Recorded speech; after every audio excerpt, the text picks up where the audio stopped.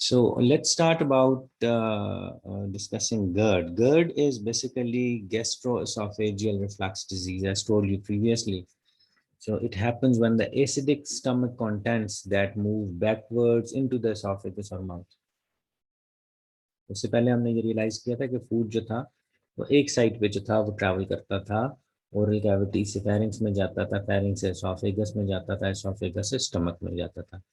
लेकिन बाज़ औक़ात ऐसा भी होता है कि ये जो वन साइडेड डायरेक्शन थी, ये जो वन साइडेड मूवमेंट थी, ये अपोजिट साइड पर भी होना शुरू हो जाती है। फॉर एग्जांपल, अब जो भी स्टमक के अंदर कंटेंट था वो पहले एसोफेगस में आएगा और एसोफेगस से होता है वो मुंह में आ जाएगा। ये ऐसा हो सकता है, जैसे वॉमिटिंग एज एन एग्जांपल। सो ये एक रिवर्स किस्म का एक रिफ्लेक्स जो है, बाज़ औक़ात ऐसा भी हो जाता है। लेकिन व्हाट इज गर्ड देन? तो गर्ड एक ऐसी सिचुएशन हो जाएगी जब आपका acidic content of the stomach, जिसके अंदर आपने जो खाया था और जो उसको डाइजेस्ट करने के लिए एसिड सिक्रीट किए गए थे, वो सारा कुछ जो था वो मिक्स एंड मैच हो रहा था। एंड देन इट हैपेंड कि जो वो फूड था या जो वो एसिडिक कंटेंट था वो वापस एसोफेगस में आ गया। अब रिमेंबर, अब आपने ये बात याद रखनी है कि जब वो ओरल कैविटी से, ओरल कैविटी में आपने कुछ ईटेबल डाला था, उसके बाद उसके स्लाइवा उसके साथ मिक्स हुआ था, उसकी लुब्रिकेशन हुई थी, अब वो स्वॉलो कर रहे हैं तो उसके अंदर एसिड नहीं है, there are no acidic contents in it. वो नीचे चला जाता है जब स्टमक के अंदर, तो स्टमक ने चूंकि उसको डाइजेस्ट करना था, इसलिए उसने ब्रेक डाउन करना है फूड को, उसके लिए उसको एसिड चाहिए था। वो जो एसिड बाइल प्रोडक्ट, बाइल जो है वो सिक्रीट होता है जो कि एसिडिक नेचर का होता है, वो उस फूड को न सिर्फ ये कि लुब्रिकेट करता है बल्कि उसको डाइजेस्ट करने के लिए उसको इस फॉर्म में लेकर आता है कि उसकी डाइजेशन हो जाए, उसको ब्रेक डाउन हो जाता है। लेकिन बाज़ औक़ात यही जो एसिडिक कंटेंट है वो वापस एसोफेगस में आ जाते हैं। फॉर एग्जांपल, आप खा पी के लेट गए। अब जब खा पी के आप लेट गए तो अब फूड कंटेंट्स जो हैं वो स्टमक से वापस आ सकते हैं ऊपर की तरफ, तो जिसको कि हम गर्ड का नाम देंगे। ये आपको एक एग्जांपल दिया आपको। या फिर इसके अलावा और बहुत सारी कंडीशंस हैं, जैसे टेंशन है, जैसे डिप्रेशन है।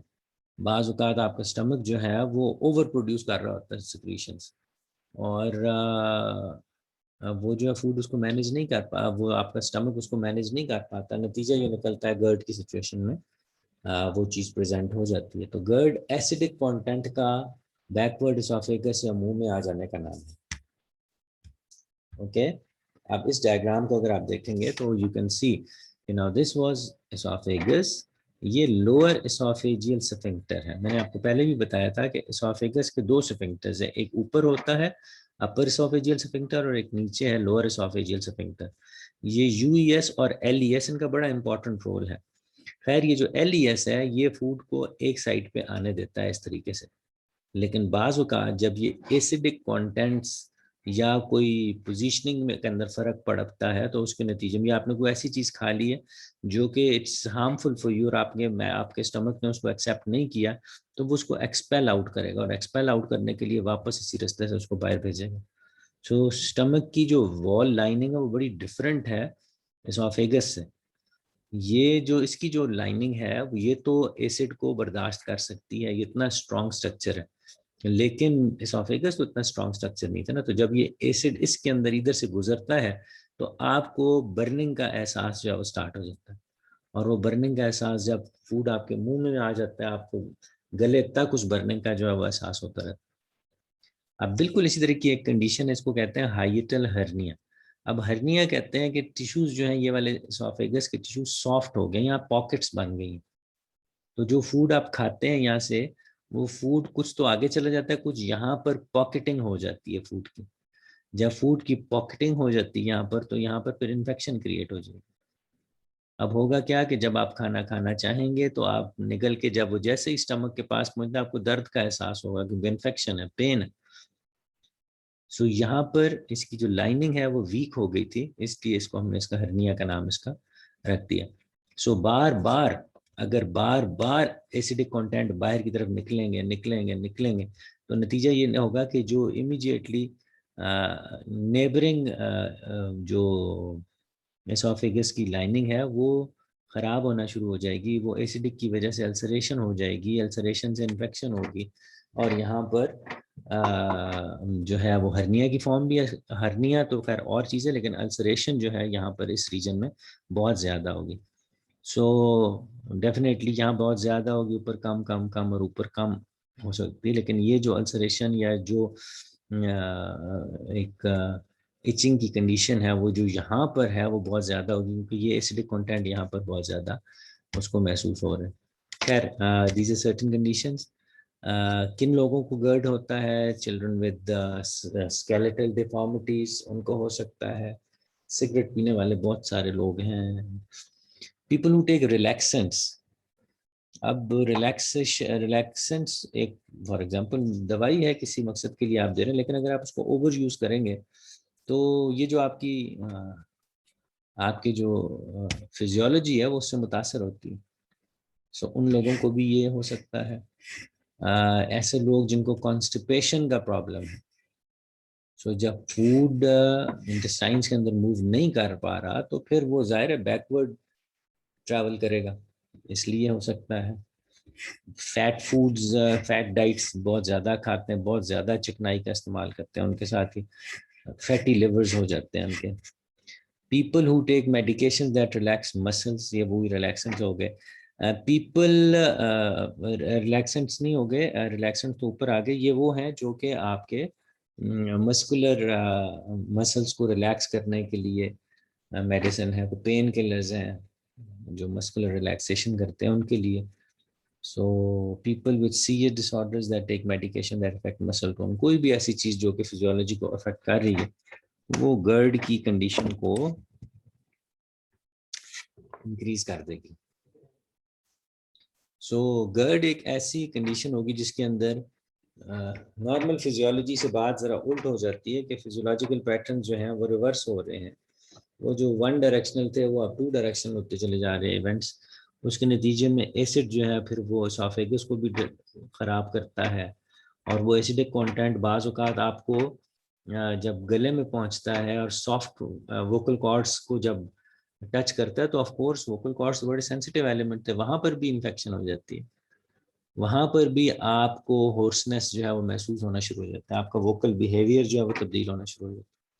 तो ये भी इंडिकेशन है गर्ड की कि आवाज़ का भारी हो जाना। जैसे हम लोग सुबह उठते हैं हमारी आवाज़ भारी क्यों होती है? इसीलिए this is one of the reasons कि कुछ ना कुछ एसिडिक कंटेंट था वो ऊपर की तरफ ट्रेवल करता रहा, उसने एसोफेगस को और उसके बाद आपके वोकल कॉर्ड्स को इरिटेबल कर दिया। एज एन रिजल्ट कुछ छोटी मोटी वहाँ पे स्पेलिंग होगी और आपकी आवाज़ जो है वो भारी हो जाती है। And as the day progresses वो आपकी आवाज़ नॉर्मल रीगेन हो जाती है। डिस्फेजिया जो है वो इम्पेयरमेंट क्या क्या कर सकती है? Number 1, inhalation of stomach content into the lungs result in possible pneumonia. Pneumonia तो बड़ी आसान सी चीज़ हमें समझ आ गई कि गर्ड के नतीजे में नमोनिया भी हो सकता है। अब ये क्या बात हुई? बात ये कि जी आपने तो खाना खाया और वो फूड जो था वो स्टमक के अंदर चला गया, आप तो समझे कि शायद अब मुझे एस्पिरेशन नहीं होगी, लेकिन ये एस्पिरेशन उस वक्त भी हो सकती है जब आप खा के लेट गए, गर्ड हुआ और गर्ड के नतीजे में एसिडिक कंटेंट वापस उसी जगह पर आया जहां से एस्पिरेशन होती थी, यानी कि आपके लैरिंग्स और आपके वोकल कॉर्ड्स के पास था और वोकल कॉर्ड से आपने उसको फिर इनहेल कर लिया। सो इट इज़ पॉसिबल, ये भी हो सकता है। सो नमूनिया तो हो सकता है, उसके अलावा एसोफेजाइटिस, इन्फेक्शन ऑफ एसोफेगस हो सकता है, स्टिक्चर्स डेवलप हो सकते हैं। ये बड़ी फाइन लाइनिंग है एसोफेगस की, लेकिन बाज़ औक़ात इसके ऊपर जो है वो उतार चढ़ाव पैदा हो जाते हैं, कुछ ग्रोथ्स निकल जाती हैं, कहीं से तंग हो जाती है ये एसोफेगस, तो उसको स्टिक्चर्स कहा जाता है। अल्सरेशंस जो आउटर लाइनिंग है वो मुतासर हो सकती है वोकल कॉर्ड इसकी, सॉरी एसोफेगस की। नतीजा क्या निकलेगा कि वहाँ पर अल्सरेशन होगी, फिर वहाँ पर आपको एसिडिटी और एसिड जो है वहाँ पर आपको हर्ट करेगा। सो बहुत सारी ऐसी कंडीशन है जो कि अब why do we need to understand GERD? GERD हम क्यों कर रहे हैं? देखो बेसिकली तो हम एस्पिरेशन, हमारा एरिया था एस्पिरेशन का, तो एस्पिरेशन ना हो, क्योंकि एस्पिरेशन जो है वो नमूनिया कॉज करती है, नमूनिया जो है वो डेथ की तरफ लेकर जाता है। अब हमने करना क्या था? हमने नमूनिया से बचना था, और नमूनिया से बचने के साथ साथ हमने एक और चीज़ जो पहले पढ़ ली वो ये पढ़ी थी कि एस्पिरेशन किसी भी वक्त हो सकती है, खाते हुए, नहाते हुए, बोलते हुए, बैठे हुए, लेटे हुए, सोते हुए। अब सोते हुए क्या होता है कि जब जब आप अनकॉन्शियस हो गए हैं, अब आपको आप सो रहे हैं, तो नतीजा ये, आप जाहिर है या साइडवेज सोए होंगे या सीधे या उल्टे सोए होंगे, नतीजा ये है कि फूड जो है वो पहले तो ग्रेविटी की वजह से नीचे जाता था, ये भी एक फैक्टर था, लेकिन अब तो आप फ्लैट लेटे पड़े, तो ग्रेविटी वाला एलिमेंट तो कुछ ना कुछ कंप्रोमाइज हो गया।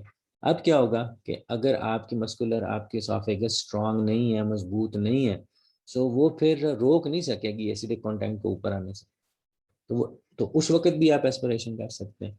लिहाजा गर्ड को जानना बहुत ज़रूरी है as far as these patients are concern, जो कि, और ये भी डिस्फेजिया के अंदर आ रहा है, और डिस्फेजिया यही तक सेफ सॉल्विंग नहीं है, सेफ सॉल्विंग नहीं है, फूड जो है वो वापस आ रहा है, it's not know more safe. तो फिर आप क्या करें भाई, फूड का इंटेक कम करें, आप अपना सर ऊपर कर लें, आप बड़े तकिए रख लें, आप सोने से बहुत देर पहले कुछ ना खाएं, लिक्विड्स का इस्तेमाल कम करें, रात शाम के वक्त कम खाना खाएं, एक्सेट्रा, एक्सरसाइज करें, वॉक करें, और बहुत सारे मनूवर्स हो सकते हैं जो कि इन बिहेवियर्स को इनहिबिट कर सकते हैं।